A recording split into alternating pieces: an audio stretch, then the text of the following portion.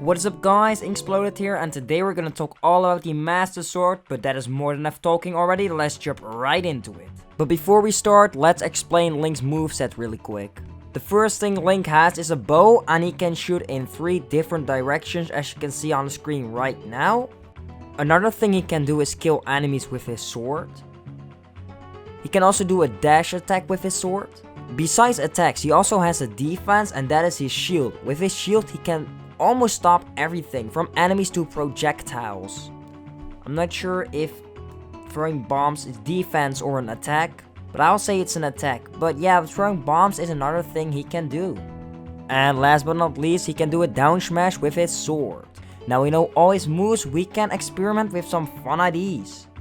Alright, so I made a level with 4 dungeons. In the first dungeons are a few pokies. You can defeat them however you want. But the second pokey you need to use the down smash.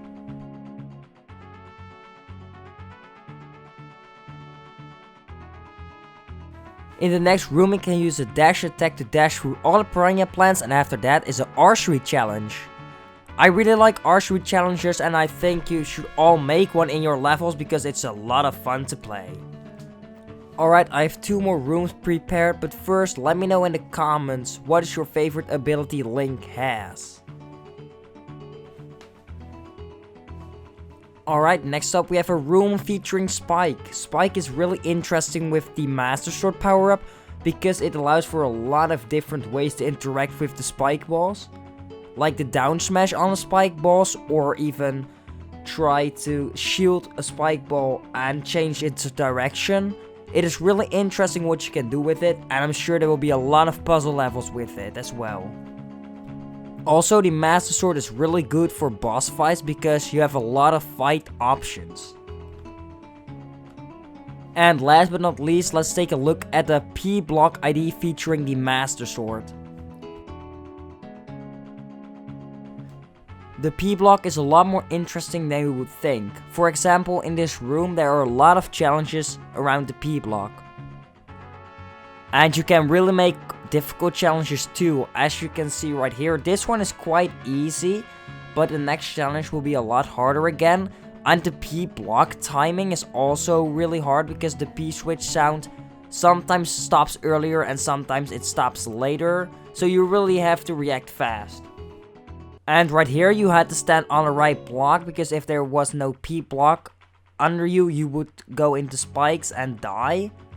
And this one is even harder. You have to shoot an arrow at the P and immediately jump to get on the block above.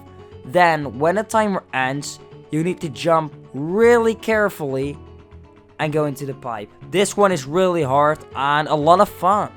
Now let's go over a few things you have to keep in mind when you make a level for the Mastersword power up. First off, never switch game style because it will just not work anymore. Make sure if the level is Mastersword required to or have a power up spawner or have a spike so they can kill themselves, because you really don't want soft locks in your levels. Another thing you have to consider is Zelda power up has a lot of movesets, so make sure it does not break your level. Hope you enjoyed this video. If you did, make sure to also check out my video about pokies, because that video is all about the pokey and how to use it in your levels. But yeah, thank you so much for watching. If you enjoyed, consider liking and maybe even subscribing. But that's all for me for now. Inksploded out.